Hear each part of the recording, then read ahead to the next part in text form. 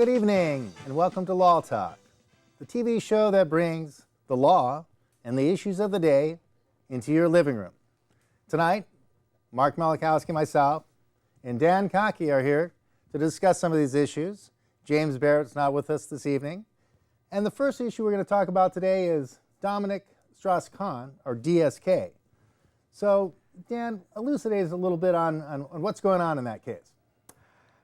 As I read on the story, I guess the accuser, who was a member of his staff, I think, she, the DA decided they couldn't go forward because she wasn't credible.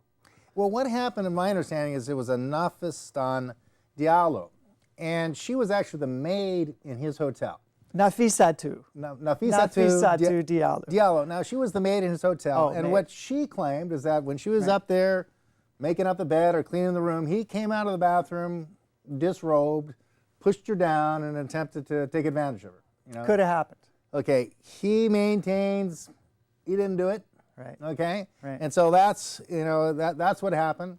He was going to fly back to France. He called and was looking for his cell phone. Police came on the airplane and grabbed him before he took off to France. Right. Sounds plausible. So what the big issue was that he had to do the perp walk. They took him away in handcuffs. Yeah. And what the French felt was this is very prejudicial because it made him look guilty. Now, what do you think about with the perp walk and people in handcuffs? And most people think that makes a guilty person? No, I don't know. I wasn't following the story when it first broke. Right. And so... But just in general, if you see someone in handcuffs, do you assume guilt? I think many people do, yes. People who aren't interested in actually learning about the story, because really, you have to look into the story. But in France, they don't have the perp walk. That's why they were. Oh, I didn't know that. That's why they were very upset about it, because they're saying, here's the guy, head of the IMF, right, poised to be the next president of France. Right. And in France, he would have never had to do that perp walk. But in New York, they had the guy that they consider the next president being walked and doing the perp walk, and they said that was, just a form of, punishment without trial or due process. I would say it's mostly a form of lurid entertainment for the television masses. Right? It's entertainment, for sure. And so how do you think that, celebrities are treated the same as a normal person if they're accused of something? How do you think the news treats celebrities? Do you think that they're better off being a celebrity or worse off being a celebrity? Well, that is the good issue. I mean, it could go either way. You were the one making that point. Most people think that celebrities get an easier ride because they can afford really good lawyers, right? But it could go the other way as well. As you said, celebrities could be easy targets for someone making up an accusation. Well, if a prosecutor is looking for fame, of course they're better off going up, like say for instance Willie Mays and the steroids. Yes. There's probably lots of people who take steroids, but not that many people that prosecutor went after, because that's if you can get Willie Mays, you're going to be on the front page. You get some other guy who's down at the gym just lifting weights, taking steroids, nobody's going to pay much attention, right? Yeah. So I think the same thing with Dominic Strauss Kahn. He's a high-profile person. He's in charge of the IMF. He's a socialist. There might be people politically against him that want to put him in a bad position. And since he has a reputation of being rather a rake and fooling around, this is a weak point that they could go after. And that's what a lot of the French thought, that he was maybe set up or this was a frame-up. But he had 7 counts against him, which is pretty serious. You could spend most of your life in jail with 7 counts of sexual assault. Yeah. And so it's a very serious charge. Cost him a lot of money to stay in the hotel where he was under house arrest and this kind of thing. So very costly for him. He's exposed to the trial. Yeah. But in the end, what happened is the maid had some problem with her story, in that she had a lot of inconsistencies, and she'd lied in the past, apparently, something to do with maybe some of her immigration things, and she alleged some rapes in the past that might have not taken place, and the DA got a little uncomfortable with the whole story. So do you think DSK can go back now and become president of France, or do you think it's hopeless in a situation like that? Oh, I have no idea. I mean, that's a big topic. But I mean, someone who's accused and then they're found not guilty, can they ever really repair their reputation to the extent of being innocent? Actually, you're asking in France, right? Right. So I don't know what the legal system's like in France. They have Napoleonic law there, I hear. Right. Well, also I understand. I think in France there might be some people bringing civil charges against. He's got some other hearings come up since it's all gotten activated and publicized. Yes. Now he's got some issues there. I don't know if he wouldn't be probably as worried about these as he was about this, because it's a very serious charge. Well, you know, now that you've brought up this topic, it actually harks back to the whole Clinton administration. And the holier-than-thou righteous posture of many politicians, many of whom have been exposed. In more ways than one. Yes, that's right. That's right. So, and actually, you know, going back to the Clinton era. You're saying Monica Lewinsky? Yeah. Okay. Well, and a host of others, but you know. Well, she was. I think she was the biggest one. Yes. Yeah, I guess it was and Jennifer Flowers. There was actual evidence involved there. So, anyway, but I don't think she never alleged rape, did she? It was just an affair. No, that's right. It was she consensual. Never alleged rape. Yeah. She said it was consensual all along. The problem was Clinton apparently said that he didn't have relations with her on the stand, so he had a perjury problem or some type of impeachment problem. So I think that's what led to actually he did get impeached, right? Has his political life survived? That's a good question. Well, I think he recovered from that pretty well. Recovered, yeah. And he recovered from that pretty well. His marriage is hanging in there. So so anyway, I was surprised. But he's a pretty good politician, so I mean, maybe other guys wouldn't be able to recover. I don't know if DSK has the political Teflon nature. He's a good enough politician to make it through this kind of rough sailing. Anyway, I didn't think this story was at all surprising, because it's a common scenario where you have a main witness who just turns out not to be credible, and then you have no case, and then the DA can't go forward. Well, I think it's one thing if you have a lot of items of the story, and if even one is a little bit suspicious, then that casts doubt on the other 5 or 6 issues that are brought up. So, fairly or unfairly, that can really, wipe out a whole side of the story. If there's one thing that doesn't quite make sense or fit, then even if the other 6 or 7 were true, that one thing casts so many aspersions on the rest that it's tough to prove your case. So here's my question. Did Gloria Allred immediately leap to the assistance of this maid? I don't recall. No, she had a different lawyer. She had a civil lawyer. And in fact, I think she did file a civil suit. And that may have hurt her criminal case a little bit. Yeah. Because that led credence to the assertion that, well, she's just in it for the money. This is not really necessarily a sexual assault. This is more like maybe something consensual or whatever, but then she's trying to cash in on it. And I think the civil suit kind of led credence to that argument, and I think that hurt the criminal case, maybe put the DA in a kind of a bad position, So really what you want to ask is society served by this outcome, right? That's what I would ask. Well, there is the lurid TV audience, fascination. So to a certain degree, I guess there's a certain amount of entertainment value. But the question is, in so much as this is a huge thing because it influences politics, right? What is the real effect on the whole political structure and the political future when you have, something like this that ends up not proven? But the thing that I think is interesting is, like, it's one thing to be not guilty. That's not the same thing as being innocent. So that leaves a gap there that can really hurt someone's career, especially in the public eye. Yeah. So, and also you have different levels. Civil cases more likely than not, where criminal cases beyond a reasonable doubt. So he wasn't guilty beyond a reasonable doubt, but is it more likely than not? That's not really shown at this point. He wasn't even charged at this point. So, charges dropped. Well, I'm just saying if there was a civil case, it'd be more likely than not. Right. Much lesser, burden of proof for him. Right. That's a good point.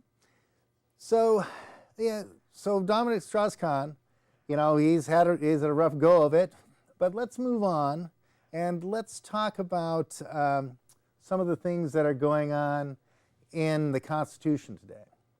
And what I'd like to bring up is federal forfeitures, where the federal government goes and seizes property.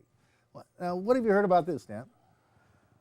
I hadn't heard anything recently. It was a big topic And I didn't realize it was just federal. I thought the state was doing it also. But in the earlier days of the drug war, before we had medical marijuana in this state, there were many, many outrageous stories of homes being seized on account of some small quantity of marijuana.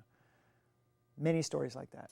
And so although you're not a lawyer, but I play a lawyer on TV. what did you feel about? What did you think about these cases? Do you think that was inherently unfair? Oh, outrageously unfair. On multiple levels. I mean, there was one story of a woman whose car was taken because her husband had been accused in a case, and he wasn't even found guilty. I mean, the case was pending, and so they take the spouse's property. Well, it's community property. It is community property. So they can saw the car in half. Well, that I would say there's a constitutional issue with that right there, but anyway, so was it? It wasn't just federal; it was state. Well, I think the big interest was the kingpin law, right? And what they were saying is there's people importing narcotics into the, like Scarface or Al Pacino and Scarface, and they're bringing in narcotics into the country. They're filthy rich. They've got yachts and mansions and Rolls Royces, and the rest of us are struggling just to pay the rent or the mortgage and driving around in our 10-year-old cars. And why should these guys have all this property that's ill-gotten goods? And so the federal government says, well, we're going to seize this property from the kingpins, from the big drug narco cartel, head. So is this a federal law? Was there it's a federal. And so that was what got the impetus for it. But then they didn't really put in a lot of small print about, exactly what it was to be a kingpin. Yeah, I mean, that's how they sold it. Well, that's how they sold it in Congress. But when you actually look at the law, it's just like if you're involved in this kind of thing, they can seize your property, right? And so you have people getting their property seized for all kinds of reasons, and they're not kingpins, And so that's kind of how it's moved along now. And that's the concern now, is that the law was originally for kingpins, and now it's being applied to your regular Joe. Yeah. Well, anyway, I hadn't seen this story, and I'm glad to hear there's some media coverage of it, because it was abused quite a lot years ago. Right. I hadn't really heard anything about it in the last 10 years, I don't think. Well, in the last few years, they've seized about $2.5 billion. And now what they have a program where when the federal government seizes assets or seizes things, or when the other agencies seize things, they get to use that for their budgets. Right. And because there's budget cuts and that thing. But wait, if the guy gets acquitted, they have to give it back, right? Well, he still has to. Well, he's still got to prove that he wasn't associated. And a lot of people, there might be a long time before he's acquitted. But the thing is, you have to prove you're innocent in a way, which is tough to do. Yes. And a lot of people don't have the wherewithal to do that because their assets seized. And I mean, so people, homes, cars, boats, and that kind of thing are being seized. And people have to fight to get them back. And the concern is that the police departments and sheriff's departments or whatever, because they're getting a piece of the action, they're tempted to seize things, maybe with a marginal case, because they can use that to fund their agencies, and agencies are being, there's brutal cuts coming down, and they want to, and so now there's, instead of just having a few seizures, there's thousands of them, right? So that's the concern there. So there was no change in the law recently? No, but the number of seizures and the frequency of seizures has vastly increased. They just agencies need more money, so they're starting to seize more things. And so, the issue is under the Fifth Amendment, the government's not supposed to be able to seize property. Right. Okay?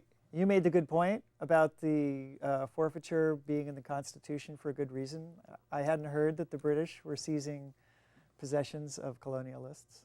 Well, the thing is, back in the 13 colony days, the British would come and move into people's houses and eat their food and kill their livestock or whatever, and and they said, well, wait a minute, no, the government's got to have a warrant to come in. You can't be seizing our property. So that's the basis of this. And so, but this whole kingpin thing and this federal seizure is a way of that kind of sneaking back in, where the government's coming into private property and seizing things, And the people that the British Army came into their house, they didn't necessarily say they did anything. They just like, we need a place to sleep. We need some food. We need some livestock. We need a pig. We're going to roast one, right? Yeah. And people weren't guilty or anything. The government needed it. And that's kind of coming back in full because, there's tax problems. The economy's not doing well. Tax revenues aren't so great. You only raise taxes so much, and then the thing kind of collapses, so you're at kind of a break-even point. So they're looking for ways of making money, and so it's the concern is that these people actually hadn't done anything to deserve having their property seized. So that's that's what's happening here, and it's quite a bit of money. Now there's also some other issues of eminent domain, and there's been huge fights over that, over whether people want to put a shopping center in or a freeway or something like this, and people, they're losing their houses, and they're not getting the amount of money for that house or that property that they think it's worth, and that they're forced to sell at a certain amount. And so the question is, on eminent domain, it would be, well, this is a public good that's overriding, like an airport or freeway is overriding public good, but a lot of these are just shopping center developments. Is that really an overriding public good? I mean, it's good for the investors in the shopping center, but in society as a whole, is that the same as a freeway or something like that? So here's an interesting question. So are the forfeitures, are those happening in, is it just drug cases, or is it white-collar crime cases? Probably not, I'm guessing. Is it fraud cases? Probably not. Well, I'm not sure the breadth of it, but I think it's going into it's expanding. The definition of whose assets can be seized is expanding quite a bit. Racketeering. Well, I don't know if you have to be a racketeer. I think that if you're involved, how do you say? It's kind of like interstate commerce, right? Where they said, okay, this is interstate commerce because someone made a phone call to Nevada and talked about it, and then they said, well, in SEC. It's interstate commerce because someone used an intercom. And even though the intercom only went from one room to another in an office building, those wires could have been used to go across state lines. So that's interstate commerce to say something over an intercom. So, they start stretching things. They're saying, well, anything used in the commission of a crime. In other words, okay, if somebody has a pot seat on the rug of their car, well, that's a crime. It was used in a crime. There might have been kilos in here, even though those are only the seeds of the evidence. So that's how they start to carry it over, so they can allege that it was kilos when it was just one seed. So let's move on to another subject that's a little bit different, and that's good old, well, there used to be Ma Bell. Well, Ma Bell's not around anymore, but there's always telecommunications, talking about intercoms. And so what's going on here with AT&T and T-Mobile? The story I saw was that the Department of Justice declined to approve AT&T's merger with T-Mobile. And the line that made sense to me when I heard it was they concluded that there would only be two big players if that happened. And that'd be what, Verizon? And AT&T. Well, depending on whether you called T-Mobile a big player already. I think they're a pretty big player. Yeah, so most people would say there's four big companies, including Sprint. Right. So then there would be only three, I guess. And it seems reasonable to me that that would be another step towards a monopolistic situation. That is to say, only two big companies, that's not really good. Because it's too easy for them to collude, right? Well, yeah, so it's an antitrust issue, and what the government's saying is like, at a certain point you want to break up these companies because if they become monopolistic, they can set prices, they can squeeze the consumer, there's nowhere for you to run, there's not enough competition is good, so we want to break up this trust. This is an antitrust action. On the other hand, if you're an AT&T stockholder, they were going to buy T-Mobile for $25 billion, which I guess they thought was a reasonably good deal. But when the DOJ said, Department of Justice said, well, wait a minute, we're gonna put the stall on this. Stock prices dropped for AT&T, so definitely has an influence on the market when the government gets involved in these actions. Well, but that has to be only temporary. Well, we'll see. And so a lot of people say, well, T-Mobile is a little bit more easier for people to sign up for. Maybe that's a little lower entry price. Yes. And also they have some set plans that are, people can rely on, that I'm not going to go over this number per month. Maybe AT doesn't have that kind of thing where people who aren't quite as wealthy can get into it, and then they can't, protect themselves from huge. Because I know when I first got things, you go 10 minutes over your plan, and those 10 minutes would be double your, I don't know about double your regular, but it'd be an exorbitant price, right? If you went over your minutes.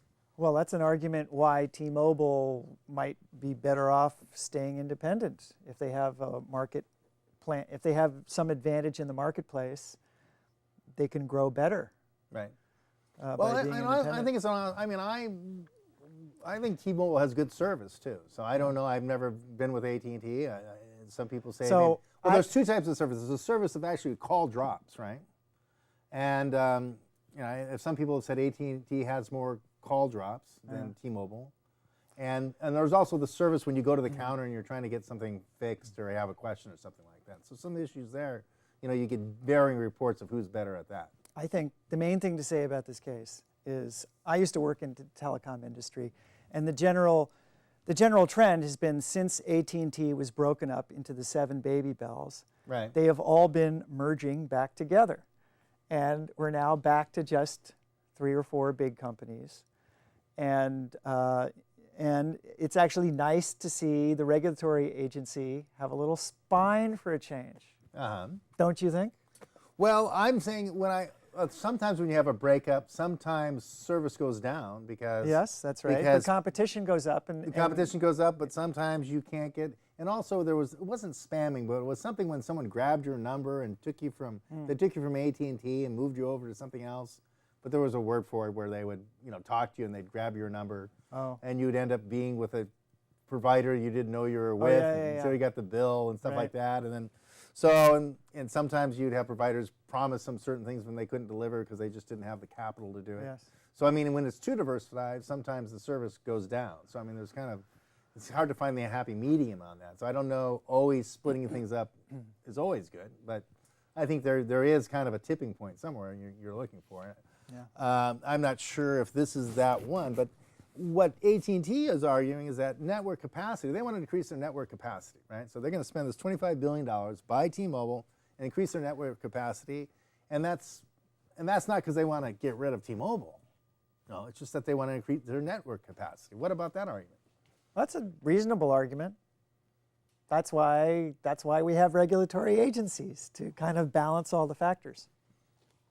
Okay, but couldn't they just go out and spend that $25 billion on increasing the network capacity without buying up one of their competitors? You would say that. That's right. So really, and then there's another thing of overlapping. I'm sure there's places where you got AT&T overlapping with T-Mobile coverage, right?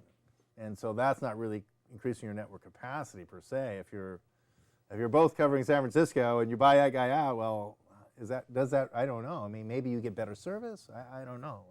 You're the telecom guy. How does that work? Does it make any difference how many senders you have, how many units you have up, or once you're covered in a certain area?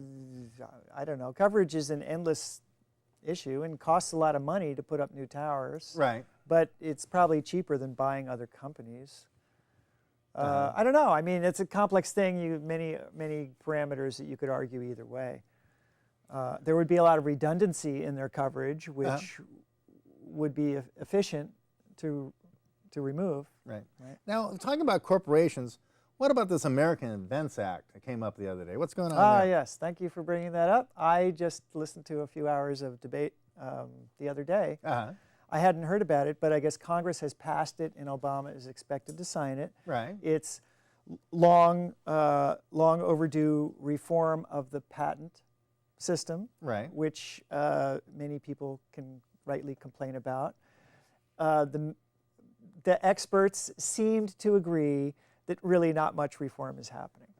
That's too bad. What specifically, what's going to change? The main thing that is changing is it moves us from a first to invent system to a first to file system. And it's worth pointing out that the United States is the only country with a first to invent. All the other major countries in the world are first to file. Now, if you're a little guy with limited resources, you would tend to make the argument that this works against you. Because I would think first, what I learned when I was in chemistry was that you had your lab book, and as long as you had your, you couldn't tear out the pages and it's handwritten. Yes. And if you've got something that you did 5 years ago and it's dated, you can pick up your old lab book and say, well, I discovered super glue. Yes. Even though I didn't know what it was, I did it first, and here's the formula. And if the big corporation with more resources manages to file something before you, you can still you can take that lab book up and say, well, this proves I thought of it first. Yes, and so that is a very valid kind of issue. And you're against that. Oh, I'm not either for or against it. But, yeah, it sounds like you're for the first to file. No, what's the advantage of the first to file for that? Well, first to file is actually simpler. And so, but really not that much different, you don't think? No. The patent office, there's so many problems with the whole patent system. Right. They don't have the time or the resources to really do research on whether patents are valid in the first place or whether applications are valid. Right. That's a much bigger issue. But back to this original point, the significant comment that I heard is that the number of lawsuits involving first to file, that is, involving first to invent, where you are the first inventor and somebody else files before you, that is a very, very small number, okay? So even though percentage-wise, it's like 2% or 3% or 5%? Or something like that. Okay. Oh, well under 5%. I don't remember what number he gave, but it's like a vanishingly small number. And so, then you think, okay, the harm to society at least is not great. Well, unless you're with that 5% and you invented the light bulb and now you're on the outs because Sylvania comes and files a year after you've thought of it and you just didn't have the money to get it going. I mean, that would be, an injustice. Everybody understands that you want to foster creativity and foster the little guy in his garage coming up with a new idea who has limited resources. So, that's just why I suggested we discuss it, because it is a major change. Well, would you vote for it or against it? Oh, I don't even know, because you have to listen to all the, I mean, the most... I'm voting against it. I don't think it's fair to the little guy. But well, what most people say is that the act doesn't do enough reform anyway. Okay, well, we'll follow up on this another evening. Thanks very much, Dan. Are we out of time? I'm glad that you could come by and fill it. in for Jim, and it was really good to see you again. And to all the folks out there, glad you could come by and see us at Law Talk, and look forward to having you as our viewers next time.